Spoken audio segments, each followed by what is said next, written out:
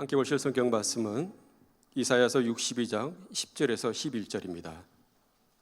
이사야서 62장 10절에서 11절입니다. 제가 봉독해 드리겠습니다. 성문으로 나아가라, 나아가라. 백성이 올 길을 닦으라. 큰 길을 수축하고 수축하라. 돌을 제하라. 마미를 위하여 기치를 들라. 여호와께서 땅끝까지 선포하시되 너희는 딸 시온에게 이르라. 보라, 내 구원이 이르렀느니라. 보라, 상급이 그에게 있고 부흥이 그 앞에 있느니라 하셨느니라. 이 시간에 대구 하나교회 담임이신 신병준 목사님께서 하나님의 미래를 준비하는 교회 제목으로 말씀을 증거해 주시겠습니다. 반갑습니다.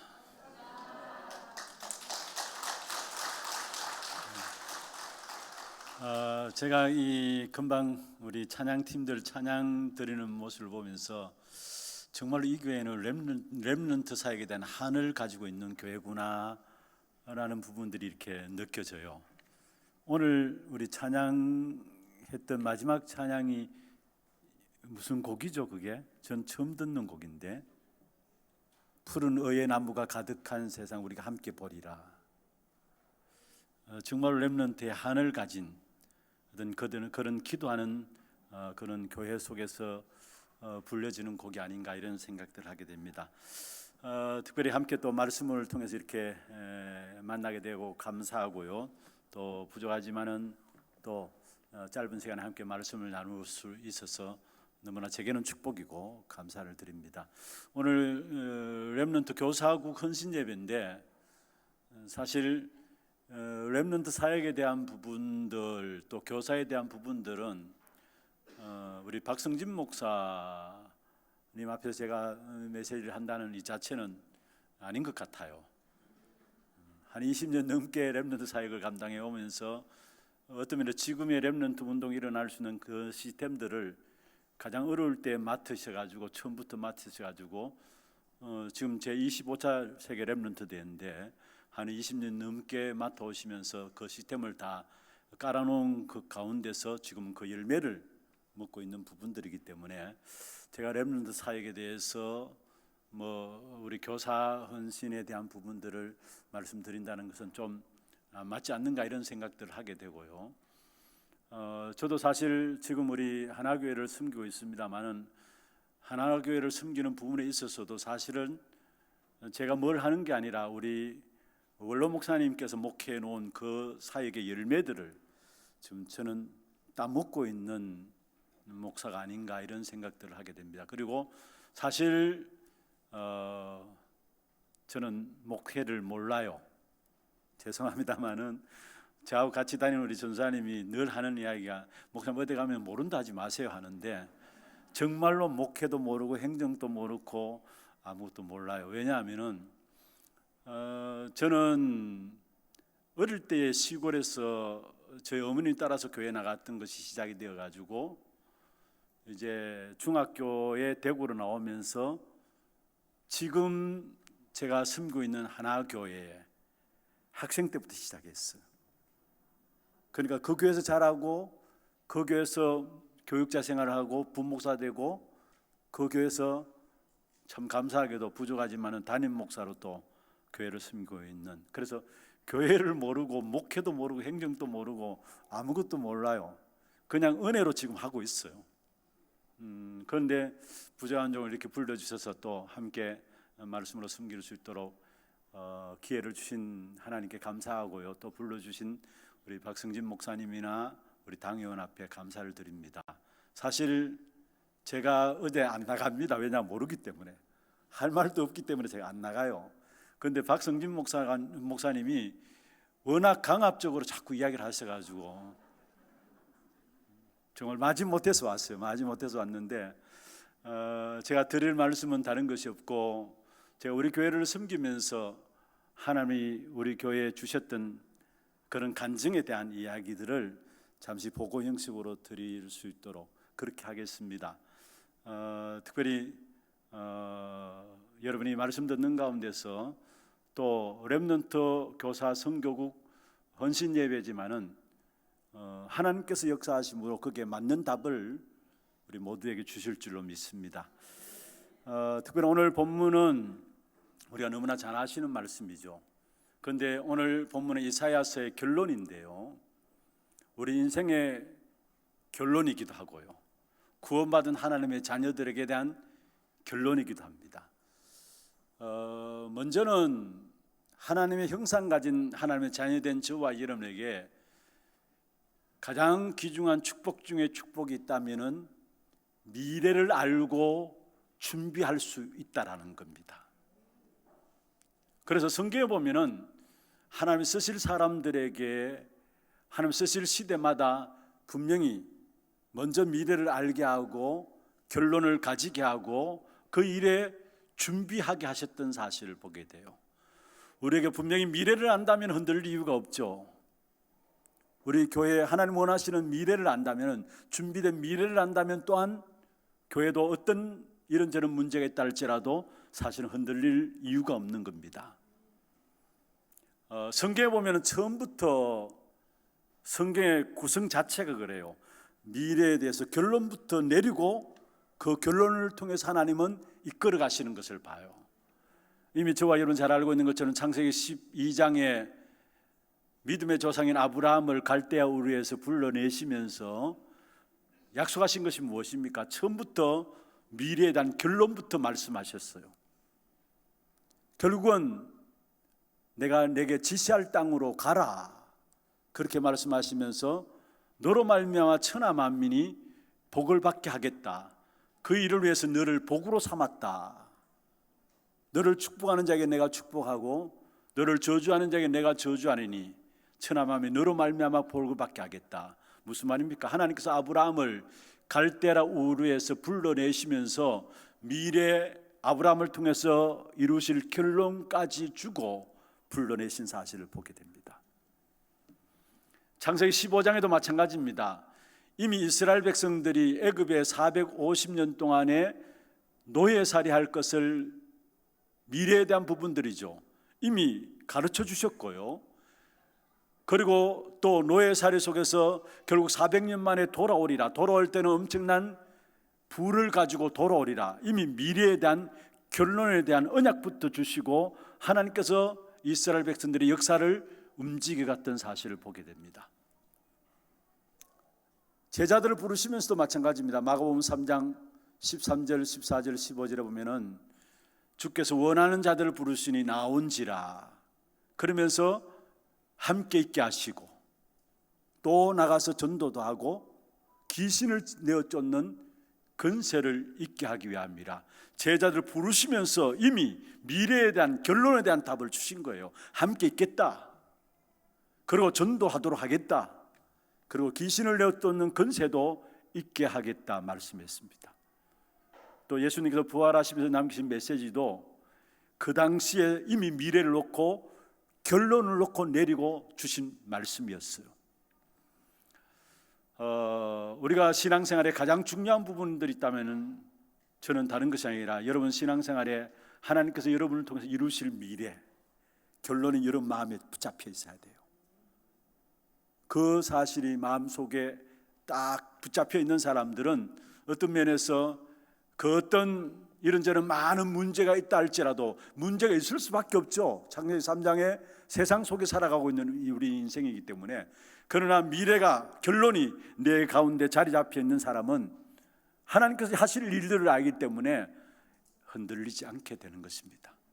오늘 이스라엘 백성들에게 이사야서의 결론인데 성문으로 나아가라 말씀하시면서 결국 이스라엘 백성들에게 주실 미래를 말씀하셨는데 결국은 구원과 상급과 보상을 하겠다. 11절에 어마어마한 축복된 미래 결론을 미리 말씀하셨어요. 그러면서 여러분 이사야 선지자에 주신 결론입니다마는 구원받은 저와 여러분 모두에게 결국은 궁극적으로 누릴 결론입니다. 하나님께서 우리에게 구원의 축복과 함께 구원 속에 숨겨진 어마어마한 상급과 함께 그 속에 있는 엄청난 보상을 하시겠다라는 것, 우리 인생의 결론이기도 합니다. 그러면 이 인생의 미래와 결론을 놓고 우리는 어떻게 해야 되느냐, 어떤 미래를 붙잡아야 되느냐, 사실 오늘 본문에 나오고 있습니다만은 성문으로 나아가라 말씀했어요. 무슨 말입니까?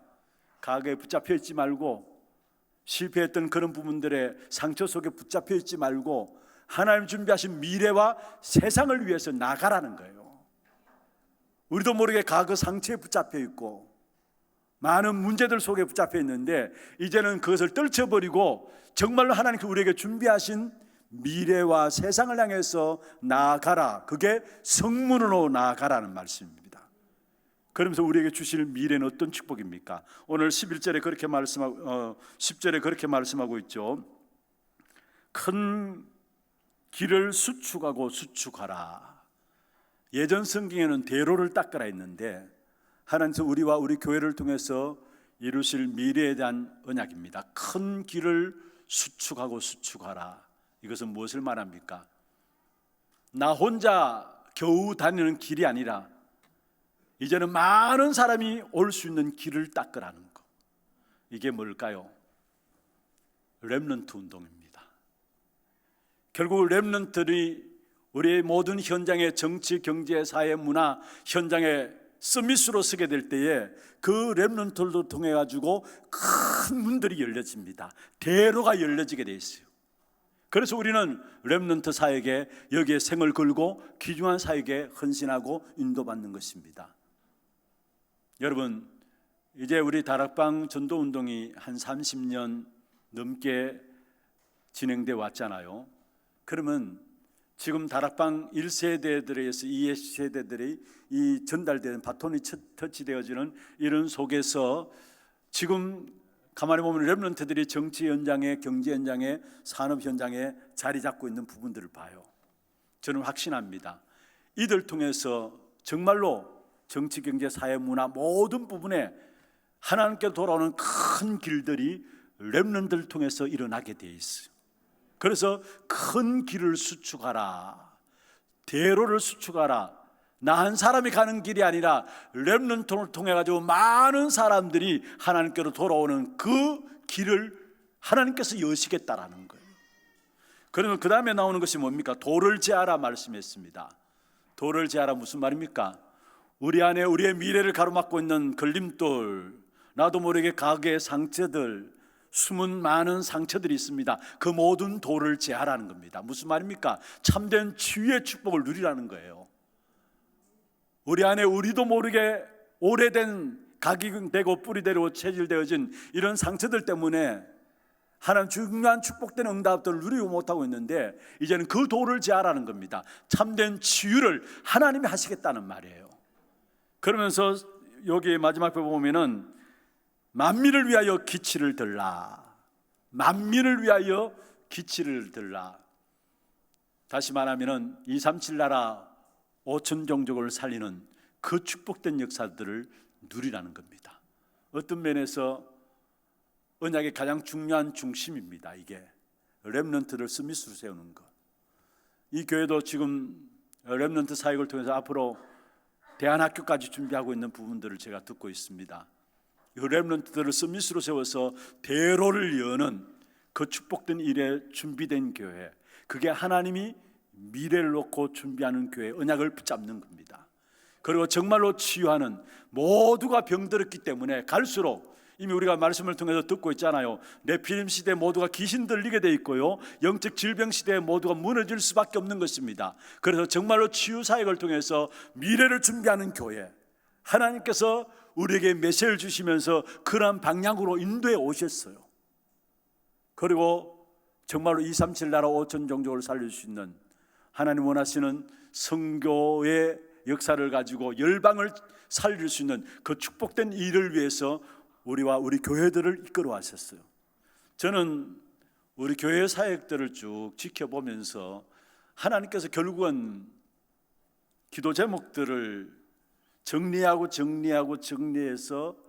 어디로 인도해 오셨느냐, 이 세 가지 중심으로 인도해 오신 것을 보게 됩니다. 아마 우리 교회뿐만 아니라 다락방 운동 속에 말씀 운동 받는 모든 교회들이 동일하게 고백할 수밖에 없는 기도 제목일 겁니다. 우리 한 해 기도 주신 우리 교회 기도 제목이 후대 24, 치유 24, 237 선교 24거든요. 그래서 전체 주제가 그 땅 24인데 그게 세 가지가 후대, 치유, 237입니다. 그런데 제가 주제를 놓고 기도하면서 매년마다 이렇게 주제를 함께 교인들과 함께 기도 제목들 나누는 부분들인데 계속해서 시간들마다 매년들마다 하나님께서 정확한 시간표에 따라 말씀을 주시고 거기에 하나님의 메시지를 몰아오셨는데 그러한 기도 제목이 나올 수밖에 없도록 하나님께서 인도해 오신 부분들을 보게 됩니다. 결국은 하나님께서 하나님의 교회를 중요한 언약을 붙잡도록 하시고 거기에 동일하게 기도 제목들을 가지고 인도받도록 하신 것은 하나님의 미래에 이렇게 축복하실 것이니까 이 기도 제목을 붙잡도록 하신 것이 아닌가라고 저는 붙잡고 있습니다. 여러분, 하나님이 미래를 놓고 준비하는 교회가 어떤 교회일까요? 분명히 오늘 본문에 말씀하고 있습니다. 진짜 렘넌트들을 위해서 서밋으로 세우는 이 일에 준비된 교회, 또 많은 병든 사람들을 치유하는 이 일을 놓고 준비된 교회, 237 나라 5천 종족을 놓고 준비된 교회, 이것이 바로 하나님께서 미래를 놓고 준비하신 귀중한 교회의 축복이 아닌가. 그리고 이 축복이 여러분 모두에게 동일하게 붙잡혀지기를 주의 이름으로 축원합니다. 그럼 먼저 이 축복을 누리기 전에 우리의 상태를 먼저 점검해 봐야 합니다. 진짜 하나님이 우리에게 미래를 놓고 준비된 교회의 축복을 허락하실 것인데 이 일에 가장 중요한 것은 먼저 나의 상태와 우리의 상태가 어떠한 것인가를 살펴봐야 합니다. 세 가지로 말씀을 드리겠습니다. 먼저는 아마 여러분에게 가장 익숙한 말씀이 있다면은 마태복음 16장 13절에서 20절에 있는 말씀이 아닌가 생각합니다. 가장 익숙한 말씀이 있다면은. 그런데 사실 예수님께서 제자들에게 물었죠. 사람들이 나를 누구로 아느냐? 그때의 제자들조차도 이미 익숙해 있었기 때문에 바로 튀어나오는 말이 뭐라고 했습니까?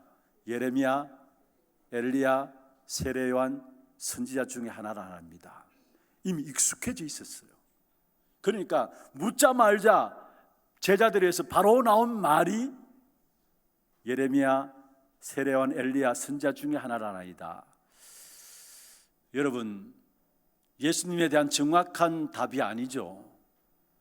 틀린 것이고 다른 것입니다. 그런데 문제는 틀린 것인데 그게 좋아 보입니다. 이게 문제예요. 그리고 그 답을 가지고는 문제를 해결할 수 없는데 오히려 문제를 더 만들 뿐이지 문제를 해결할 수 없어요. 여러분, 이 땅에 일어나는 현장에 일어나는 문제를 예레미야가, 세례 요한이, 엘리야가, 선지자가 해결할 수 있습니까? 해결할 수 없잖아요. 오히려 문제를 만들 뿐입니다.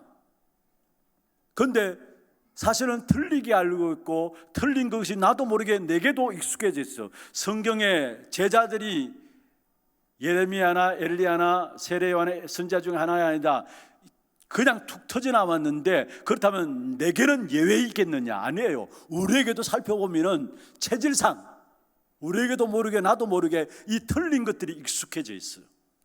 이것이 문제를 해결할 것도 아닌데 오히려 문제를 만들어낼 것인데 문제를 더 가중시킬 것인데 이게 익숙해져 있어요. 그래서 중요한 것은 우리가 여기에 익숙해져 있는 이상은 우리가 실제적인 하나님의 미래를 볼 수 없다라는 사실이에요. 그래서 예수님께서 다시 제자들을 물었잖아요. 너희는 나를 누구로 아느냐? 그때 예수님의 질문에 베드로가 이야기했습니다. 주는 그리스도십니다. 살아계신 하나님의 아들이십니다. 정확한 대답을 한 베드로에게 주님께서 말씀하십니다. 바요나 시몬아 네가 복이 있도다. 이 반석 위에 내가 내 교회를 세우리니 음부의 권세가 이기지 못하리라. 그러면 천국 열쇠를 준다고 말씀했습니다. 내 마음 상태가 어디 있느냐? 먼저 우리의 체질이 지금 어디에 익숙해져 있느냐 살펴봐야 합니다. 하나님이 정말로 미래를 놓고 우리를 축복하시길 원하는데 그 축복된 역사를 누리기 위해서는 먼저 우리의 체질, 진짜 오직 그리스도냐, 오직 복음되어 있느냐, 이 사실을 가지고 살펴봐야 합니다. 여러분, 사실 예수님의 질문 앞에 제자들이 세례요한, 엘리야, 예레미야 선지자 중 하나이다, 그 사실 보면은 모든 교회의 색깔이 그렇고요, 모든 개개인의 신앙 색깔도 사실은 결정적인 순간에 문제 당하면은 그렇게 돌아가요. 그래서 정말로 우리의 체질이 익숙해져 있는 거기에 빠져 있지 말고 여러분, 오직 그리스도 속에 들어가기를 주의 이름으로 축원합니다. 그다음에 두 번째로 우리의 상태가 어떤 상태에 있느냐, 마태복음 7장 24절에서 28절에 보면은 예수님께서 중요한 것을 말씀했습니다. 정말로 반석 위에 세워진 교회냐, 반석 위에 세워진 우리 인생이냐, 아니면 모래 위에 세워진 우리 인생이냐. 그러면서 무엇을 말했습니까? 모래 위에 세워진 집은 결국은 비가 내리고 창수가 나고 바람이 불면은 무너진다 했어요. 그러나 반석 위에 세워진 교회는, 반석 위에 세워진 교회는 아무리 비가 내리고 창수가 나고 바람이 불어도 무너지지 않는다 했어요. 그런데 그 말씀을 하신 배경이 뭐냐면은 마태복음 5장에서 7장에 나오는 부분들입니다. 마태복음 5장에서 7장에 산상수훈이라는데, 그게 보면은 우리의 신앙생활에 중요한 결과들이 반드시 일어나게 돼 있는데, 무엇을 말하고 있느냐? 종교에서 빠져나와서 복음으로 돌아가라, 생명으로 돌아가라.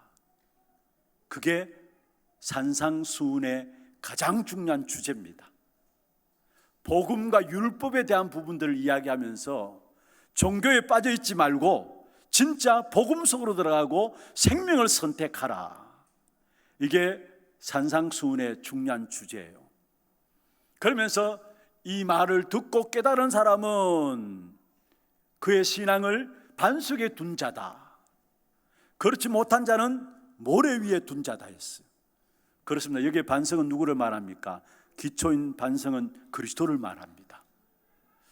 여러분, 결국은 시대는 가면 갈수록 더 어려워지게 되어 있어요. 영적 질병 시대에, 영적 문제 속에 빠져들고요, 우리 후대들에게 더 엄청난 어려움들이 오게 되어 있어요. 그러나 그 속에서 이 말씀을 알아들 때, 기초 대신 그리스도를 알아들을 때에 그게 반석이 되어서 아무리 어려운 문제들이, 어려운 환경들이 주어진다 할지라도 무너지지 않지만은, 그러나 이 말을 알아듣지 못할 때는 그것을 어디에? 모래 위에 세운 집과 같아가지고 결국 마지막 시대에 많은 재앙 역사들이 몰려올 때에 다 무너지게 된다는 거예요.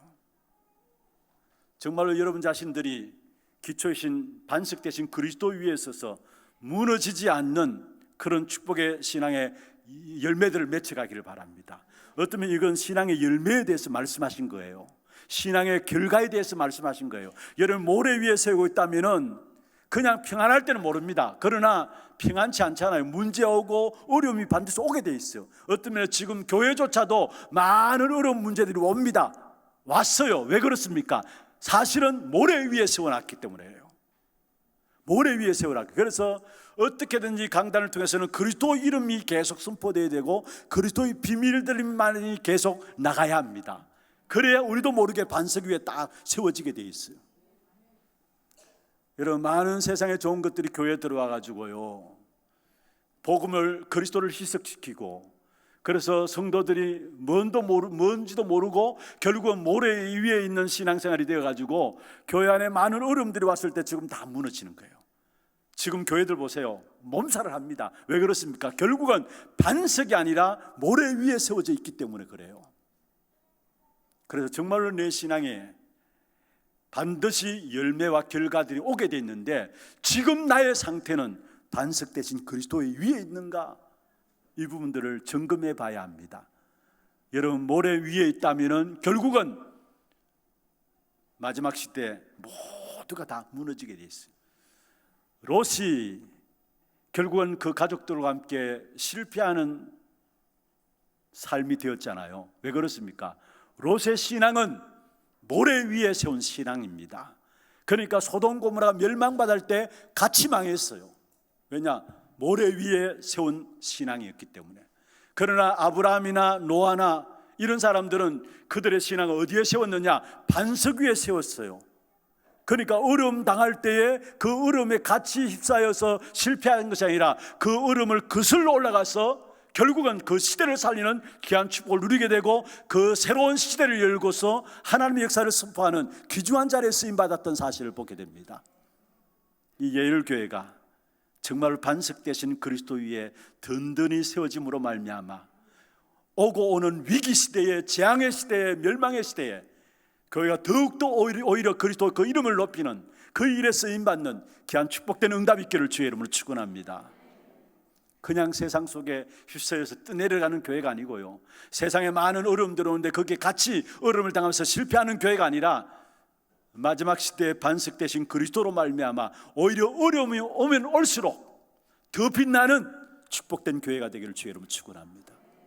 우리 후대들도 정말 어릴 때부터 올바른 반석 되시는 그리스도 안에 인생의 집을 지어 나갈 수 있도록 그렇게 하는 것이 가장 중요한 축복된 언약을 전달하는 그 일의 중심에 잡고 있어야 될 것이 아닌가 생각들을 하게 됩니다. 마지막 세 번째입니다. 우리의 신앙의 상태, 어떤 상태입니까? 여러분 정말로 신앙생활하면서 날마다 행복하십니까? 기쁘고 즐겁습니까? 정말로 올바르게 복음 알고 신앙생활 한다면은 우리의 겉모습은 낡아지지만은 그러나 우리의 속사람은 날로 새로울 줄로 믿습니다.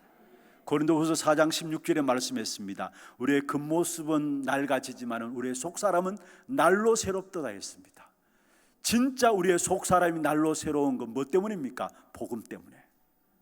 여러분 정말로 올바르게 복음을 알고 그리스도를 누린다면은 어쩌면 10년 전에 신앙생활을 했던 것보다 지금이 훨씬 더 행복하고 기쁘고 즐거울 거예요. 작년 신앙생활 했던 것보다 올해가 더 기쁘고 감사하고 더 즐거울 거고 더 행복할 거예요. 왜냐? 날마다 새로우니까. 저는 하나님께서 집중적으로 은혜를 주시는 때가 있더라고요. 그런데 얼마나 기쁘고 감사하고 즐거웠느냐. 말씀을 받으면 말씀 앞에 한마디도 이렇게 놓쳐버리지 않도록 정말 말씀에 집중하면서 말씀을 받도록 하시고, 말씀을 받고 마지막 일어나서 하나님께 찬양하면서, 여러분 마지막 축도하기 전에 다 일어나서 찬양하잖아요. 찬양할 때 정말로 마음속에 너무나 기쁘고 감사해서 주신 말씀들이 너무나 내게 감격이 되어서 정말 마음껏 찬양하면서 심지어 그냥 손 들고 막 울음도 나오고, 운다고 해서 은혜 받은 것이 아니라 정말로 감격해서 정말로 울음도 나오고 그런 신앙의 깊은 축복의 역사들을 체험할 때가 있었어요. 그래서 그때는 어느 정도냐, 집에서 교회를 가는 걸음이 날아가는 것 같아요. 매주간 주시는 말씀을 가지고 글을 쓰고 시를 쓰고 싶을 정도로 노래를 찬양하는 것은 물론이고, 그래서 새벽기도 갈 때도 너무나 기쁘고 즐거워가지고 새벽기도 가는 걸어가면서 그냥 찬송을 부르며 가는 거예요. 그냥 찬송을 부르면서 매주간 말씀을 받는 그게 나를 살리는 것이고, 말씀 받을 때마다 그게 새로운 결단들이 이어지고 너무 기쁘고 행복해서 사실은 가만히 있어도 주위의 문들이 열려지는 것을 체험했어요. 여러분 올바르게 복음의 비밀을 깨닫는다면 그건 당연한 것이겠죠. 혹여나 신앙생활이 수고하고 무거운 짐을 지고 있다면 그리스도의 비밀을 누리지 못하고 있는 겁니다. 진짜 그리스도의 비밀을 제대로 알고 누리면 날마다 새로워지게 돼 있어요. 환경이 좋아서 새로워지는 것이 아니라, 환경이 좋아서 기쁘고 즐거운 것이 아니라, 환경이 그렇다 할지라도 진짜 그리스도를 누리면 내 마음에 세상 사람들이 줄 수 없는 평안과 기쁨과 행복이 넘쳐나게 돼 있어요. 그러한 신앙생활이 되어야 됩니다. 그래서 날마다 여러분 새 은혜를 받아야 돼요. 그런데 새 은혜를 받는데 가만히 보니까, 날마다 새로워지는데 가만히 보니까 다른 것 때문에 새로운 은혜를 받고 새로워지는 것이 아니라 복음 때문이에요. 가만히 보면 왜 이렇게 날마다 내가 새롭게 되어질까? 여러분 우리의 겉모습은 낡아지지만은 우리의 속사람 날로 새로워진다 했는데, 그 새로워지는 그 중심에는 뭐가 있느냐? 복음으로 말미암아 새로워지는 거예요. 그리고 복음으로 말미암아 새로워지니까 그러면 살아가면서 여러 가지 한계를 당하잖아요. 그 한계를 당하면 오히려 더 복음에 집중하게 돼요. 그리고 복음에 집중하니까 오히려 그 모든 문제를 뛰어넘는 하나님의 은혜를 잊게 되더라고요. 오늘 저희 교회 강단에서 말씀했습니다. 저희 교회 그 하나 뉴스 해가지고 뉴스를 해가지고 이렇게 영상을 통해서 광고를 해요. 주보에 나오는 내용들을 영상을 가지고 광고를 해요. 근데 그 광고가 나가기 전에 지난 주간의 강단 메시지의 핵심적인 부분들을, 설교했던 부분들을 그대로 담고 그 다음 광고가 들어가요. 근데 제가 1부 때 메시지를 하고 딱 앉아서 하나뉴스 광고를 딱 보는데 지난주 했던 거하고 이번 주 했던 거하고 똑같네라는 생각이 나요. 근데 가만 보니까 매주 똑같아요. 그 주간마다 핵심적인 것들을 우리 방송실에서 우리 교육자 중심에서 정리해가지고 광고가 나기 전에 메시지에 대한 부분들을 딱 정리해주고 또 광고가 나가거든요. 오늘 또 제가 설교했던 부분들을 다음 주간 또 광고가 나갈 때 그래 정리해서 하고 광고가 나갑니다. 그런데 계속 보니까 매주마다 똑같아요, 메시지가. 근데 저는 사실 똑같지 않거든요. 매주 새로운 힘을 얻고 은혜를 받으면서 메시지를 준비하거든요. 그런데 전달된 메시지를 보면 또 똑같아요. 여러분 똑같을 수밖에 없잖아요. 왜냐? 언약은 한 가지입니다. 그렇잖아요. 그리고 우리가 새 힘 얻는 것도 그 언약 속에서 새 힘을 얻는 겁니다. 그리고 똑같아도 똑같은 게 아닌 것이 뭐냐 하면은 사실 그 언약 속에서 우리가 한계를 당하면은 언약의 귀중함을 알기 때문에 더욱더 그 언약에 집중해서 들어가게 됩니다. 그러면서 그게 우리의 모든 환경들을, 문제들을 뛰어넘게 되는 것입니다. 요 세 가지를 반드시 정리해 보세요. 점검해 보세요. 내가 지금 어떤 상태냐. 먼저 내게 익숙해져 있는 체질적인 부분들이 뭔가, 하나님이 준비하신 미래를 내가 누리고 우리 교회가 누리기 위해서는 내가 정말로 익숙해져 있는 체질적인 부분들이 뭔가를 점검해 보시고, 반드시 우리 신앙생활은 결론이 내려지게 되어 있고 열매가 맺혀지게 되어 있어요. 결과가 나오게 되어 있어요. 그렇다면 정말로 내가 반석되신 그리스도 위에 내 인생의 집이 있는 것인가?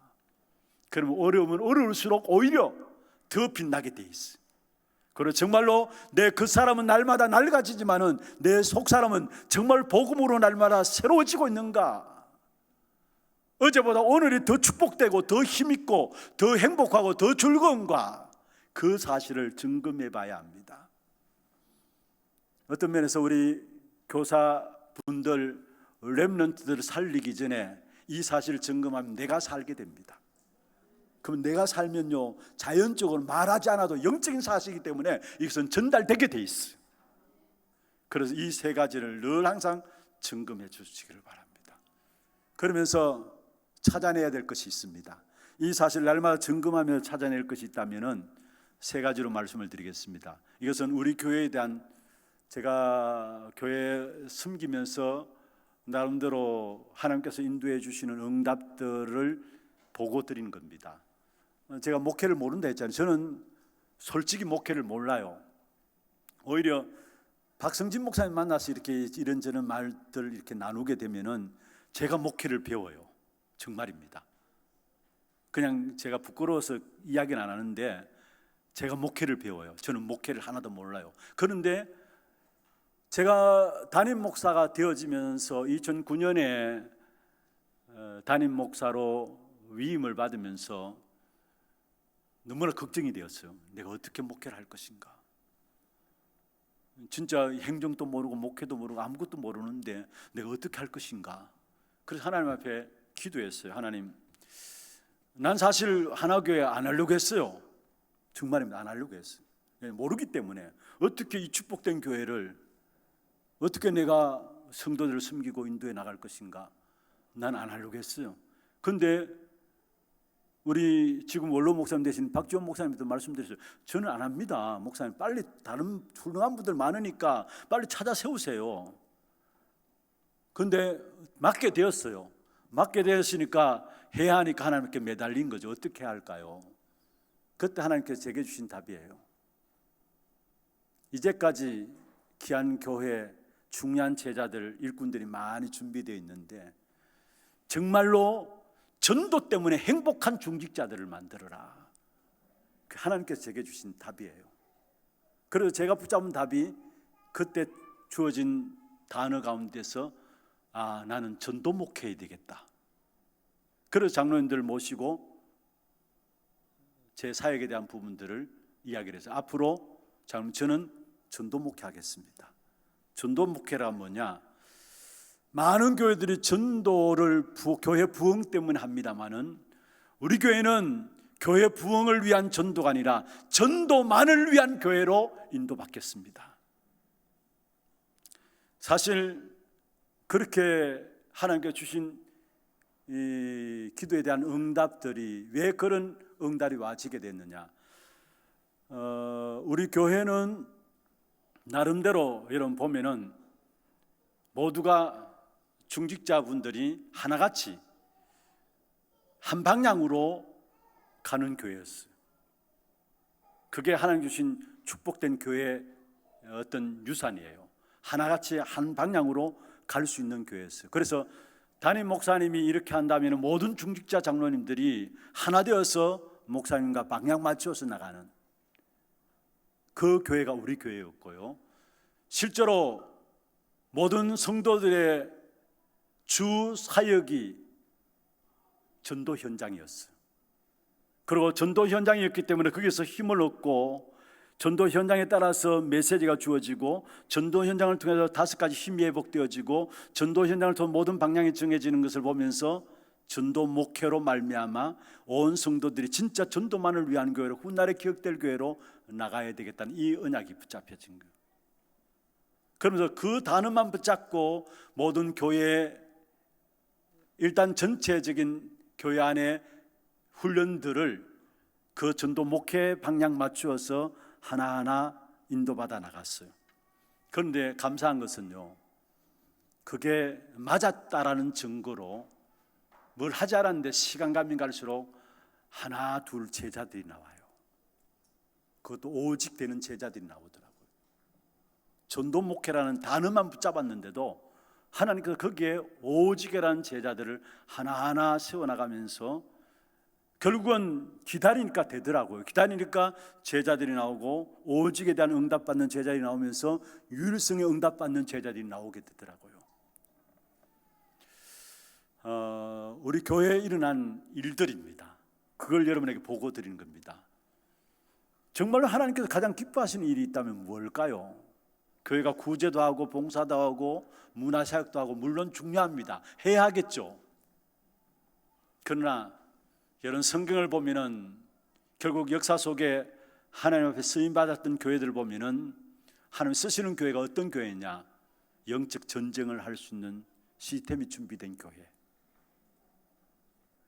문화사역, 봉사하고 구제하고 그거는 다른 단체에도 훨씬 더 잘해요. 그렇지 않나요? 진짜 영적 싸움할 수 있는 전투를 갖춘 교회. 그러면 그 영적 싸움할 수 있는 전투 중에 전투가 뭐냐? 전도라는 거예요. 거기에 한 전도만을 위한 교회로 전도 목회를 가지고 기도해 왔는데 하나님께서 지금 많은 분야 속에 중요한 중직자들부터 시작해서 귀중한 제자들이 한 사람 한 사람 세워지는 것을 봐요. 그래서 언약만 붙잡아도 된다라는 부분들이 저는 확실하게 믿음으로 다가와요. 제가 붙잡은 언약입니다. 나는 내 생에 하나님 주시는 시간들 속에서 하나님의 은혜 앞에서 은혜 받아서 목회하는 동안에 진짜 전도만을 위한 교회로 훗날에 기억될 교회가 되어야 되겠다. 두 번째로 현장 사역입니다. 현장 사역의 중요한 축복은 저와 여러분 모두를 하나님께서 현장의 주역들로 세우시기를 원하잖아요. 현장의 주역이란 말은 무슨 말입니까? 현장을 보호하고 현장을 지키고 현장에 하나님 나라가 임하게 하는 이 일에 하나님께서 우리를 축복하시기를 원하신다는. 그래서 사실 다락방 운동의 가장 강점이 있다면 현장 아닙니까? 현장이에요. 그래서 여러분이 현장 속에서 진짜 이사야 62장 오늘 읽진 않았습니다. 앞에 나오는 영적인 파수꾼에 깨어있는 기도의 파수꾼으로 또 영적인 파수꾼으로, 말씀 운동의 파수꾼으로 세워지는 것이 중요합니다. 사실 중직자를 세운 이유가 뭡니까? 현장 속에서 파수꾼의 역할을 감당하라고. 교회 안의 일들은 몇몇 아니면 돼요. 전부 사실 우리 다락방에서 중직자 세워진 것은 전부 현장을 놓고 세운 것 아닙니까? 그런데 현장 놓치고 교회 안의 일들만 하려고 하니까 교회 이런저런 회의도 많아지게 되고요, 그 회의 때문에 시간들 다 낭비하게 되고요, 또 그 회의들 때문에 여러 가지 의견 안 맞는 것, 물론 의견 안 맞을 수도 있죠. 그런데 그런 것들 때문에 서로가 마음이 상해지게 되고 이런 부분을 봐요. 그래서 진짜 교회가 하나님 원하시는 현장 중심으로 움직여야 되고, 모든 주일학교 사역도 현장 중심으로 진행되어져야 돼요. 그게 5가지 다락방 기초운동이 열려지면서 실제적인 현장을 통해서 응답받으면 그게 교회 전체 분위기도 살리게 됩니다. 우리 교회가 학장주교 사역이 한참 많이 일어났을 때가 있어요. 학교들마다 앞에 학장주교 사역이 진행되었었어요. 그때에 장로님들이 학장주교 사역을 쑥 순회를 했어요. 돌아와서 그 주간의 강단의 기도 제목이 달라져요. 현장 받기 때문에. 여러분, 현장을 보면은 많은 것들이 다시 정리되어지고 하나님 원하시는 진짜 필요한 부분들이 뭔가가 붙잡혀지게 되고, 현장 보면은 우리가 낙심할 이유도 없고요, 낙심한다는 말은 현장을 제대로 못 봐서 그래요. 하나님께 여러분에게 현장의 주역으로 세웠다면 여러분의 현장을 통해서 여러분이 누리게 될 축복과 응답이 현장에 있다는 말이에요. 그래서 우리 예일교회 모든 중직자분들, 물론 강조하지 않아도 모두가 현장을 놓치지 않고 있을 줄로 압니다. 그리고 우리 모든 교사분들도 마찬가지입니다. 물론 교회 안에 들어오는 렘넌트들도 중요하지만은 진짜 푸른 의의 나무가 가득하도록 여러분 현장에 들어가서 우리 렘넌트들에게 답을 주는, 여러분 영적인 파수꾼이다. 무슨 말입니까? 보호자가 되는 거 아닙니까? 누가 보호합니까? 부모가 우리 후대들을 보호하고 교사분들이 우리 후대들을 보호할 수 있어야 합니다. 그래서 오늘 6절 7절에 보면은 종일 종야 쉬지 못하시도록 하라. 무슨 말이에요? 기도의 파수꾼이 되어라는 거예요. 후대들을 위해서. 저와 여러분의 후대를 놓고 기도하게 될 때 분명한 것은 기도의 파수꾼으로 세워지게 되면 여러분 기도 통해서 하나님의 성령께서 역사하십니다. 그리고 흑암의 역사들이 무너지게 되고요, 그 렘넌트 심령 속에 하나님의 나라가 임하는 축복이 있게 될 것입니다. 그래서 절대로 현장 사역에 대한 부분을 놓치지 말기를 바랍니다. 이건 더 이상 강조하지 않아도 될 것 같습니다. 우리에게 가장 중요한 축복의 역사가 현장을 통해서 하겠는데, 여러분 성경 전체가 현장의 내용이에요. 현장의 내용. 모세 오경도 모세가 앉아가지고 기록한 것이 아니라 현장에서 일어나는 일들을 기록한 것이 모세 오경이에요. 그렇다면 하나님의 제대로 된 응답을 확인하고 누리고 힘을 얻기 위해서는 우리의 현장이 회복되어야 된다는 거. 여기에서 현장은 단순히 그냥 전도하러 나가라 그 말이 아니에요. 사실은 우리에게 주어진 직장이 현장이고요, 우리의 가정도 현장이고요, 나와 관계된 모든 사람도 현장입니다. 그 현장에 복음이 필요한 이유를 알고 서는 그게 현장 회복입니다. 이 축복된 이 역사를 회복함으로 말미암아 여러분 통해서 현장 회복의 주역이 되기를 주의 이름으로 축원합니다. 저는 우리 교회 장로님들에게 말씀하는 것이 그게요. 교회 안에 이런저런 많은 일들 물론 회의하고 해야 되겠지만은, 그러나 정말로 필요한 현장에 우리가 눈을 여십시다. 사실 여기에 눈이 열려지지 않으니까 저절로 어쩔 수 없어요. 장로님들이 사실은 하는 일들이 있고 또 사업이 있고 산업들이 있잖아요. 그것을 현장으로 보지 못하니까 무엇보다도 교회 안에서 수고와 헌신들이 너무 어려운 것을 봐요.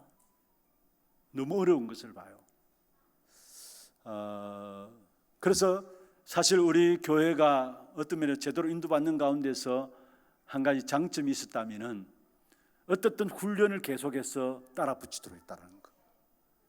여러분도 아시겠습니다만 우리가 다락방 운동 전체 전국 집회 일어날 때마다, 물론 이 교회도 마찬가지입니다만 교회에서 차를 대절해 가지고요 무조건 현장에 훈련받으러 가고 현장에 연결해서 응답받도록 하고 그 일을 잘한 것 같아요. 하나님의 인도하심인 것 같아요. 그런데 그런 부분들 때문에 현장이 결국은 밖에 현장에 살아나니까 교회 현장은 살아나요. 초대교회는 살아난 밖의 현장을 가지고 교회 현장을 바꾼 거예요. 교회 현장부터 아니라 밖에 일어나는 현장의 응답들을 가지고 들어와서 교회 현장들을 바꾼 거예요. 그 다음에 세 번째로 사실은 이 두 가지를 할 수 있는 중요한 시스템이 있습니다. 그게 뭐냐면 전도에 대한 시스템인데, 제자가 일어날 수밖에 없는 시스템이 있습니다. 제가 마음에 늘 기도하고 또 그리고 있는, 교회를 놓고 그리고 있는 시스템인데요, 세 가지입니다. 먼저 첫 번째는 강단 시스템입니다. 강단에 되든 안 되든 복음만 선포해야 되겠다, 그 마음을 제가 갖고 있어요. 누구나 다 목사님들이라면 다 그런 마음을 갖고 계시겠죠. 하루는 제가 새벽 기도를 마치고 교회에서 이렇게 나오는데 성도들이 지하에서 주차를 하고 차를 빼서 이제 각기 현장으로 나가는 모습이 제 눈에 딱 들어왔어요. 근데 그때 하나님께서 제 마음에 은혜를 주신 거예요. 저 성도들은 지금 이제 집에 가서 식사를 하고 모든 영적 싸움이 있는 현장에 들어갈 것인데, 이분들이 교회 와서 말씀을 통해서 힘을 얻지 못한다면 어떻게 영적 싸움에 승리할 수 있겠느냐. 그래서 내 마음에 결단이 되어진 거예요. 이분들 놓고 다른 이야기 하지 않아야 되겠다. 오직 그리스도 복음만 이야기해야 되겠다. 그 마음을 제게 주셨어요. 그래서 저는 모르겠습니다. 목사님들이 들어도 신목사 설교를 이상하게 하나, 신학자들 들으면 더더욱이 저게 무슨 복음 그리스도를 이야기하냐 그렇게 들려질지 모르지만은 저는 억지로 끌어맞춰서라도 복음 이야기합니다. 그리스도 이야기를 해요. 왜냐, 그것만이 성도들이 살 길이기 때문에. 그래서 강단을 통해서 계속해서 그리스도만 선포되어지도록, 여러분 모든 성도들이 복음 안에 들어오는 것이 그게 목회 아닙니까? 그것보다 더 중요한 목회가 어디 있습니까?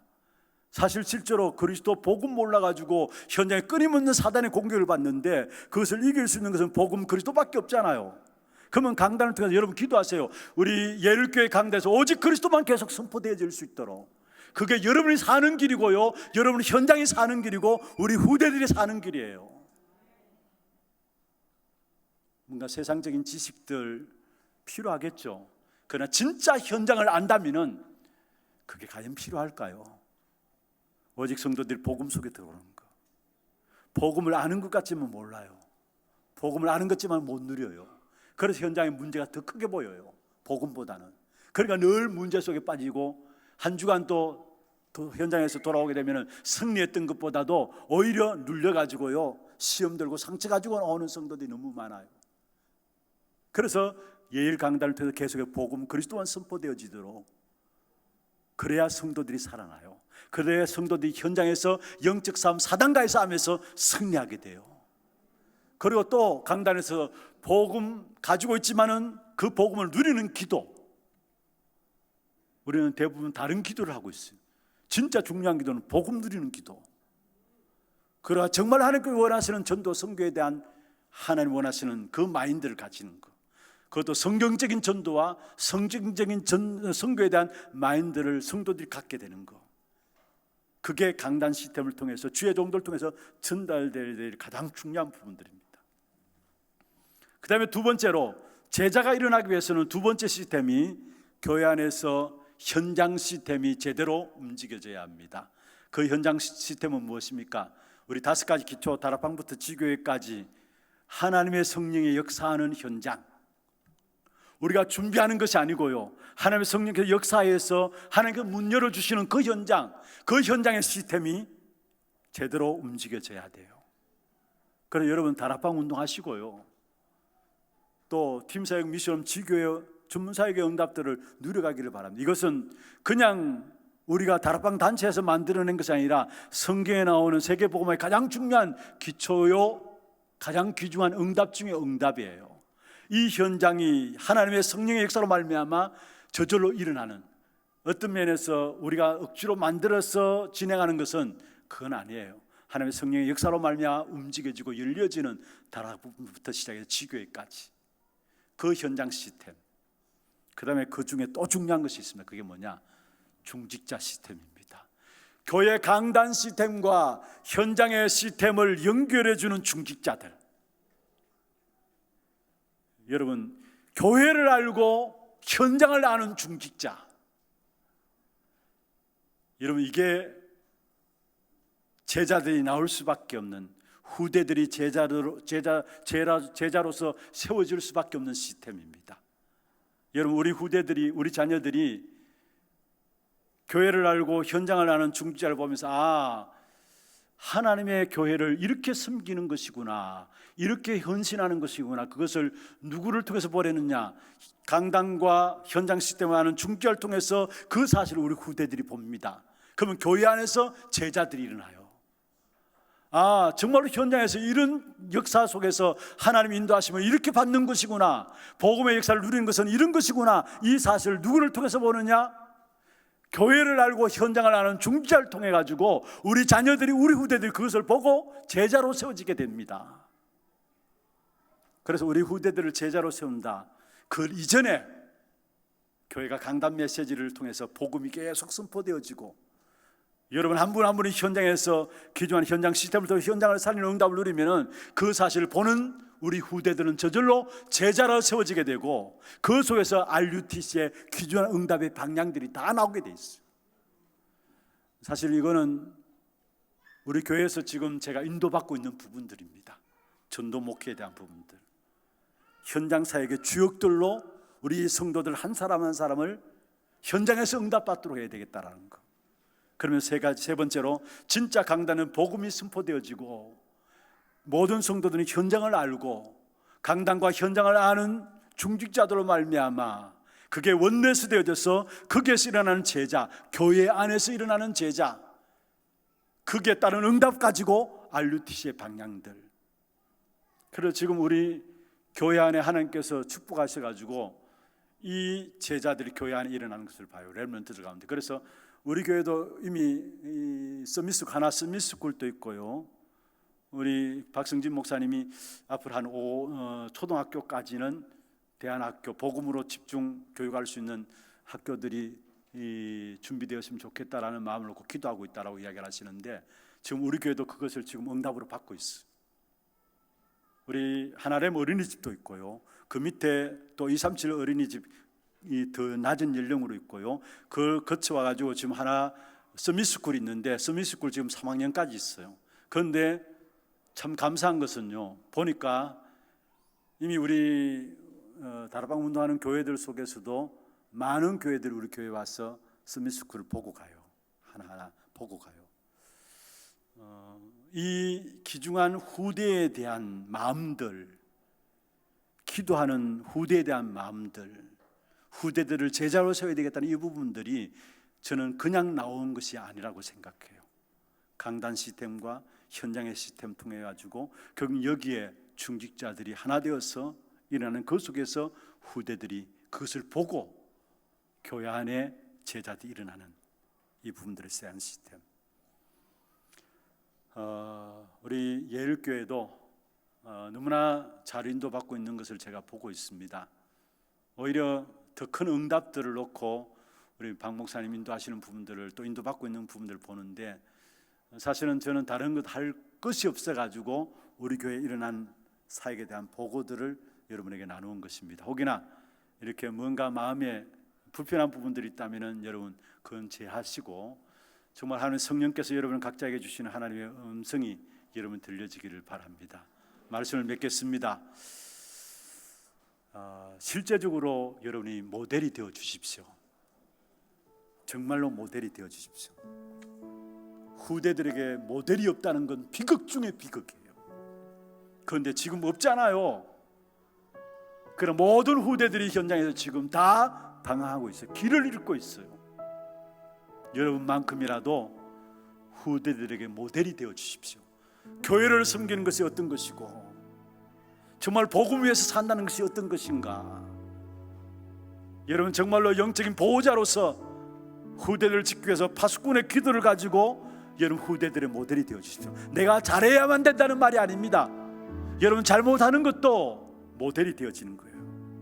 하나님 복음 안에 사는 것이라면 그것 자체도 모델이 되는, 부끄러울 게 없어요. 모델이 되어지는 겁니다. 그래서 부탁드린 것은 정말로 후대들에게 모델이 되어 주십시오.